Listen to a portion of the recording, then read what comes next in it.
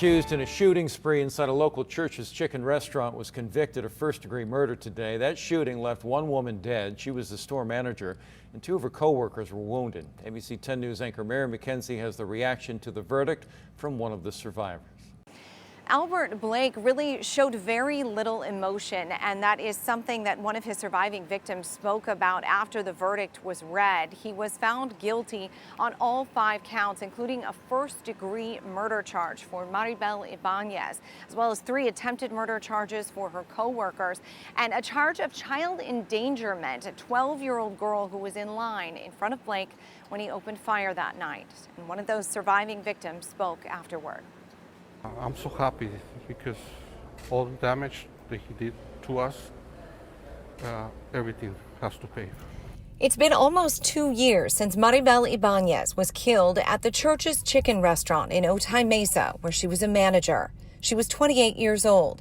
Mario Rojas was her co-worker. He was severely wounded. A third co-worker was shot in the back, and another was fired upon but not hit.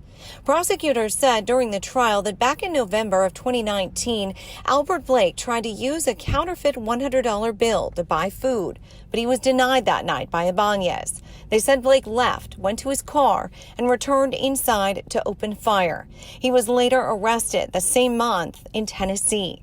Investigators used images of Blake's vehicle through smart streetlight cameras because no surveillance footage was available from inside the restaurant. They also relied on cell phone evidence, counterfeit bills with Blake's fingerprints on them, and the car's steering wheel and gear shift, which tested positive for gunshot residue. His attorney, Katie Nagler, argued that Blake was wrongfully accused and that no forensic evidence such as DNA or fingerprints tied Blake to the restaurant. And the witnesses' identifications, she argued, of the suspect were unreliable. The deputy DA, Mary Loeb, spoke after the verdict. I can't speak to their bravery because I certainly have never been in those shoes, but I know that they waited a very long time for this day to come. COVID delayed us, obviously, and they're just happy that it's over and that the result was what it should have been. The deputy DA, they're referring to the survivors and the family members of Maribel Ibanez. Now, there's been a sentencing hearing scheduled for November 2nd, and Blake is facing 146 years to life in prison. In Chula Vista, Mary McKenzie, ABC 10 News.